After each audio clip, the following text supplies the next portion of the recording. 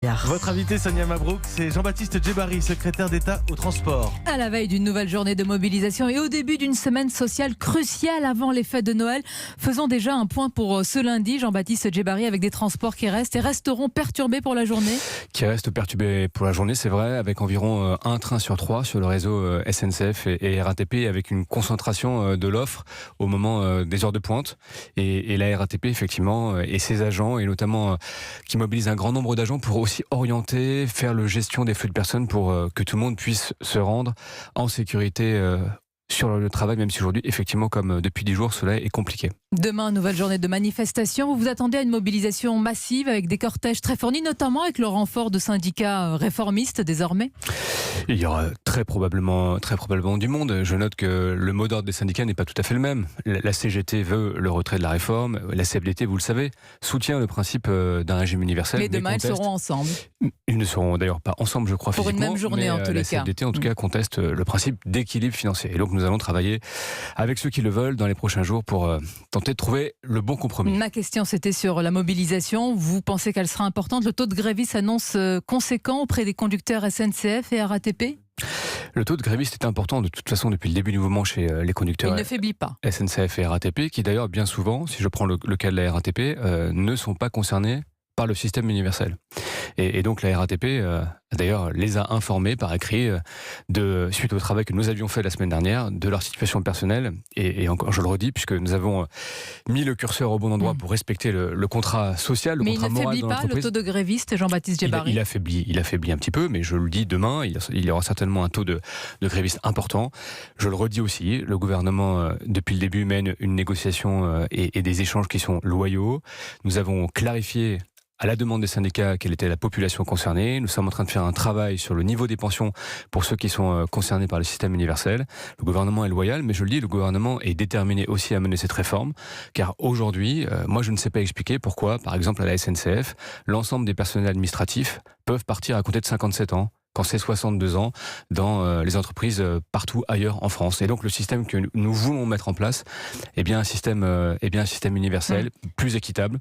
Et d'ailleurs, je le dis, j'écoutais hier M. Martinez à la télévision, quand j'entends maintenant la CGT dire que le système actuel est le meilleur du monde, alors qu'ils ont combattu la CGT, toutes les réformes depuis 20 ans, les 8 réformes des retraites, je trouve qu'il y a une forme d'incohérence. Mais quoi que vous disiez, quoi que vous mettiez en avant, ça ne change rien. On est à 5 jours des vacances. Vous êtes clairement fataliste ce matin. Non, les vacances fataliste. Des Français seront entravées? Pas fataliste. Je dis que chacun doit assumer ses responsabilités. Mais une fois qu'on a dit cela... Non, c'est important. C'est-à-dire que quand la CGT cheminot dit, par la voix de Laurent Brun, son secrétaire général, dit « nous allons bloquer les Français à Noël », la CGT cheminot, qui sait très bien que le gouvernement ne retirera pas son projet de réforme, doit assumer sa responsabilité. N'êtes-vous pas alors en partie responsable dans une situation de blocage, de bras de fer? Il y a 2 protagonistes et vous êtes le premier ou le second. Et je pense que ça surprendrait tous vos auditeurs si le gouvernement se mettait à négocier sur la base politique de la CGT cheminot. Nous avons fait la clarté depuis 2017 sur ce qu'était le projet, et Emmanuel Macron s'est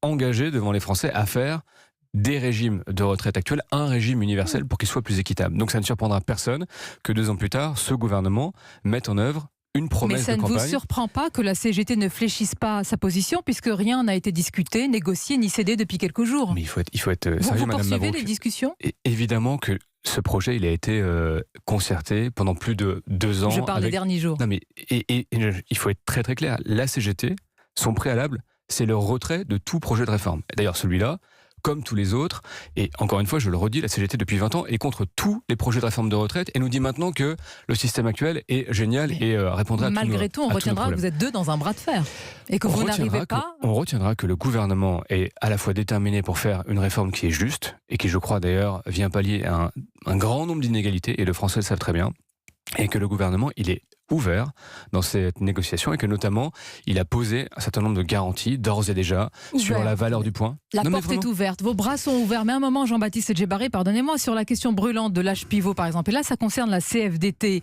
certains estiment que vous êtes peut-être dans un jeu de rôle, vous avez agité un chiffon rouge pour mieux reculer sur un point et faire passer votre réforme. J'écoutais Marine Le Pen hier, et c'est quand même ne pas beaucoup respecter les acteurs politiques. Sur Europe 1, oui. Absolument, et notamment Laurent Berger, notamment tous ceux qui mènent des combats syndicaux politiques depuis des années et des années. Le sujet du régime universel de retraite pour Laurent Berger, ça a commencé en 2003. Pour la CFDT en 2003.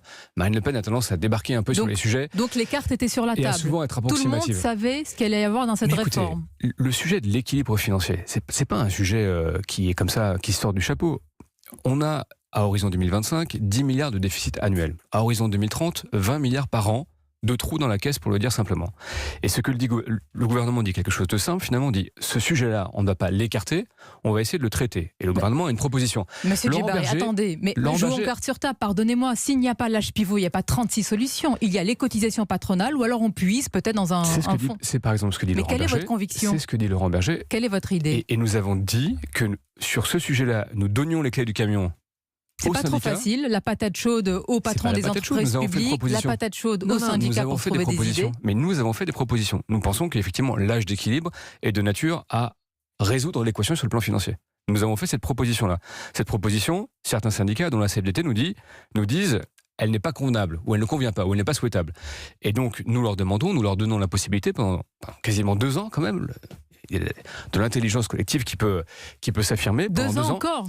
Non, mais pour trouver une solution alternative. Après avoir passé des mois, encore 2 ans de discussion ? Simplement sur ce sujet de l'équilibre financier. Vous savez, je crois vraiment que les Français, ils savent que ces sujets de dette, de déséquilibre financier, soit nous les solutionnons maintenant, soit effectivement ce sont Jean-Baptiste nos Djebbari, enfants ce qu'ils savent aussi, c'est qu'ils doivent se préparer pour leurs vacances. Vendredi, le Premier ministre a demandé à la SNCF de présenter demain un plan de transport. Concrètement, quel est l'objectif de ce plan ? Est-ce que la SNCF va pouvoir réquisitionner un grand nombre de non-grévistes pendant la période des fêtes ? Vous savez, d'abord, il y a un grand nombre de non-grévistes à la SNCF. Des cadres habilités à conduire aujourd'hui ? Il y a 80% de gens d'agents de la SNCF qui travaillent chaque jour, en moyenne. Et évidemment, il y a beaucoup de conducteurs qui sont grévistes, mais il y a beaucoup de cadres, effectivement, qui vont se mobiliser, beaucoup d'agents non grévistes qui ont à cœur de donner un service. Dès vendredi ?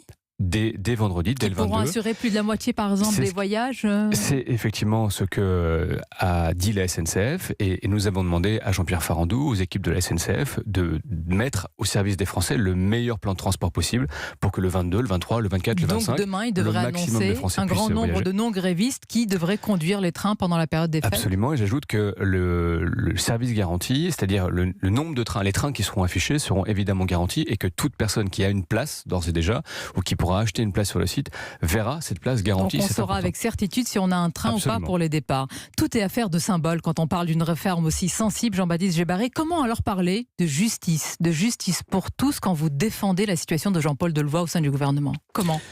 Écoutez, Jean-Paul Delevoye, j'ai eu l'occasion de le dire, a dit avoir commis une erreur, vouloir et être en train de réparer cette erreur.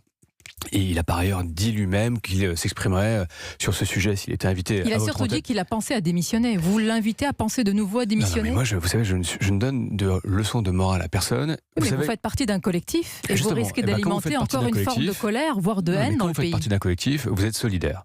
Et Jean-Paul Delevoye... Coûte. Non, pas coûte que coûte. Jean-Paul Delevoye, il l'a dit lui-même. Il est extrêmement responsable. Je crois qu'il est extrêmement engagé, et depuis des années, pour l'intérêt général. Il a dit avoir commis cette erreur. Mais la question n'est pas là. Dans la vraie vie, quand on fait une erreur, on doit des comptes, Jean-Baptiste Djebbari. Il l'a dit lui-même. Il a dit, si je devenais un problème pour cette réforme, etc., j'en tirerais les conséquences, ou je prendrais mes responsabilités. Donc c'est quelqu'un d'extrêmement responsable.